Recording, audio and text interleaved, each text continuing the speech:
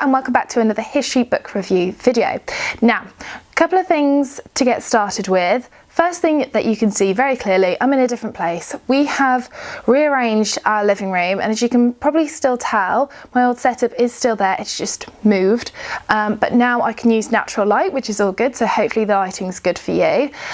And yeah, if my voice is a bit funny, I've had a cold, so sorry about that. But let's just get straight into it. All of these books I was sent for review from the publishers, but I'll get more into that as we go along. And as usual, if you want any of them, they're linked in the description bar below. So first up, sent by Michael O'Mara Books, I have World Mythology in Bite-Sized Chunk by Mark Daniels.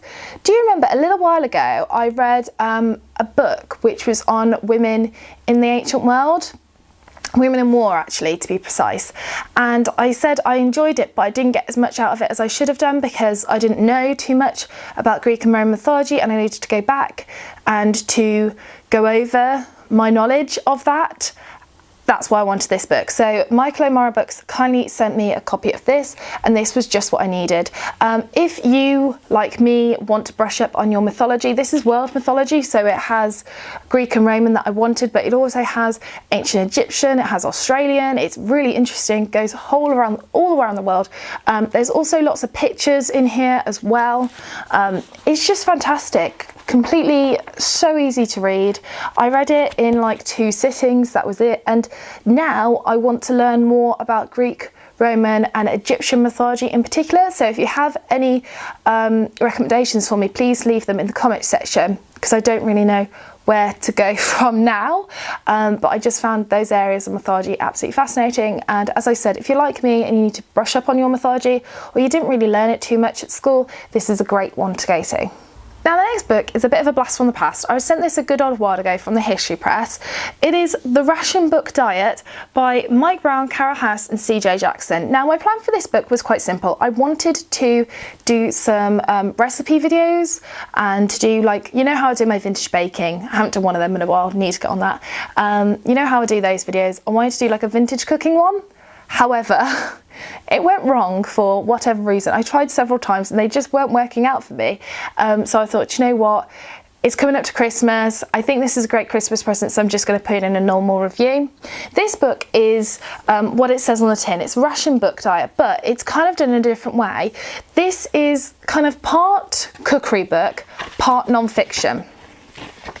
So at the beginning, we have a good 30 pages or so of just general knowledge about rationing and the importance of rationing and why it was used, etc. And then we go into the actual recipes, and there's loads of pictures and extra information in there too.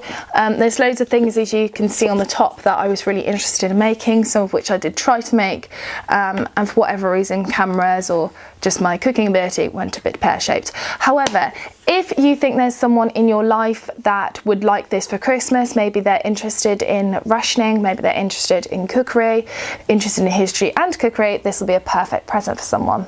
And finally, last but certainly not least, I was actually approached by the author about this one, Natalie, and she's absolutely lovely. This is her book, Discovering Tudor London, A Journey Back in Time. I'm not even going to try and pronounce her surname because I know I'm going to get it wrong. This is a travel guide. This is a travel guide for London, but not contemporary London as we know it, Tudor London.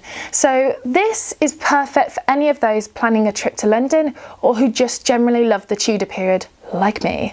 So this book is split into 4 parts. Part 1 is maps and suggested itineraries, which basically gives you the maps, obviously, but the suggested itineraries is depending on how many days you are planning on spending in London. So if you're spending 3 days in London, Natalie says the best places to go to, obviously places that are very much near each other, places that need just 1 day by itself, like Hampton Court, etc. Part 2 is houses, halls, palace and castles, places like Hampton Court, the Tower of London, etc. And in that section there are pictures, lots of images, but also she explains what those places were like during the Tudor period, what they're like now, what you can see, highlights of your visit, etc. Part 3 is the same, but it's churches and religious houses, so that's things like Westminster Abbey, etc. And then part 4 is museums and galleries, so like the British Museum. And obviously in that section it talks about the exhibitions that are on for complete Tudor geeks.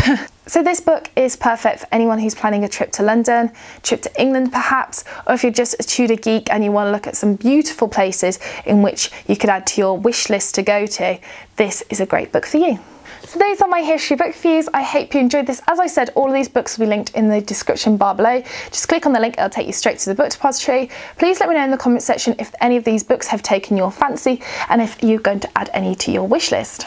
That's it for today's video. Take care and I shall see you soon for the next one. Bye for now.